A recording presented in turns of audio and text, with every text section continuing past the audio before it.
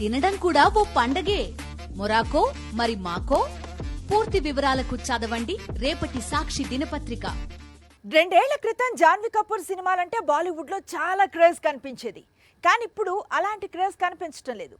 అక్కడ జాన్వీ బానే బిజీగా ఉంది, కానీ ఆమె నటించిన సినిమాలకే డబ్బులు రావటం లేదు.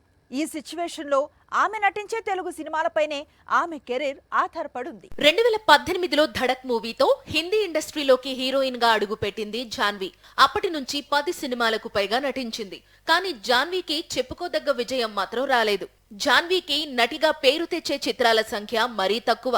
ఈ దశలో ఆమె ఇటీవల నటించిన మిస్టర్ అండ్ మిసెస్ మహా, అలాగే ఉలజ్ సినిమాల బాక్సాఫీస్ పర్ఫార్మెన్స్ పైనే జాన్వీ హోప్స్ పెట్టుకుంది. మేలో రిలీజ్ అయిన మిస్టర్ అండ్ మిసెస్ మహా డిసప్పాయింట్ చేసింది. ఈ వారం విడుదలైన ఉలజ్ కూడా పెద్దగా వసూళ్లను రాబట్టలేకపోతోంది. ఈ దశలో జాన్వీ ఫోకస్ మొత్తం ప్రస్తుతం తాను నటిస్తోన్న తెలుగు చిత్రాలపైనే ఉందని చెప్పవచ్చు. ఒకటి దేవరా, మరొకటి రామ్ చరణ్ హీరోగా నటిస్తోన్న కొత్త సినిమా. గతంలో Pushpa Hindi version super hit కావడంతోనే బీ టౌన్ లో రష్మిక డేట్స్ కు డిమాండ్ పెరిగింది.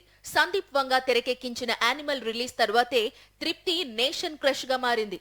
ఇప్పుడు తెలుగు చిత్రాల ద్వారానే జాన్వీ కూడా నేషన్ క్రష్ గా మారాలనుకుంటోంది. జాన్వీ ప్లాన్ వర్కౌట్ కావాలంటే దేవర రిలీజ్ వరకు వెయిట్ చేయాల్సిందే.